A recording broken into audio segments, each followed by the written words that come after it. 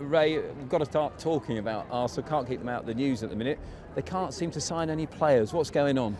Well, obviously we know it's a massive summer for them. After last season, I think the fans are very frustrated with how it went. And I'm hoping there's still a long way to go. Let's not criticise them yet. There's still a long way in the transfer market. Hopefully there's money there to spend. We don't know that. Arsene Wenger has been very, set in his ways to say, no, there is money, but we need to get the right players. So hopefully, I think they need 4 or 5 players for me. If they really want to challenge the likes of Manchester United, who've gone out already and bought players, the likes of Man City, who will go into the market again, the likes of Liverpool, the likes of Chelsea, all these top teams. It's going to be very interesting next season. It's been interesting recently that we are seeing a few mootings of disappointment in Arsene Wenger's management style from some of the fans. We haven't seen that at all from Arsenal fans before. Is this the biggest year of his Arsenal career, do you think? Well, every year's big. You look at it, you always got pressure. You're a top side, people expect you to win trophies.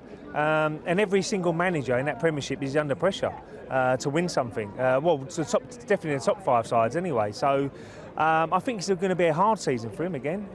We don't know what's going to happen with Cesc Fabregas. I'm hoping he stays because he's a wonderful player. But if he does leave, let's hope they get as much money as they can to strengthen their squad again.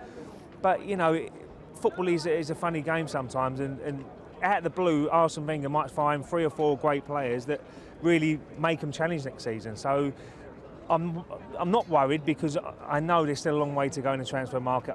I know there's time, but I'm just hoping he can get the right players to really push the club on. I think fans might understand if Fabregas was to go. He's made it clear that one day he would love to return to Spain. But Sami Nasri is another point, particularly with talk that Manchester United be interesting. How much must Arsenal resist one of their star players going to United? Well, that would be a disaster. I think Sami Nasri was one of the best players last year at Arsenal. I think he's really stepped up. He's got used to the Premiership, the way they play.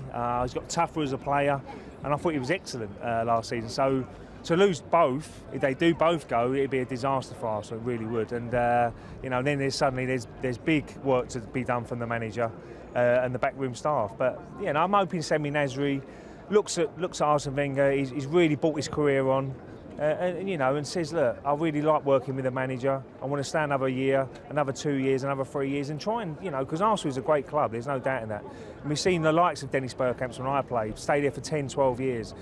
Patrick Vieira 19 years. So, it is a special club. So I'm hoping that he can see that and stay for a long period of time. Do you think those that come in will come from Europe? Because looking at the prices of British players, Jordan Henderson 20 million, Phil Jones 16 million pounds.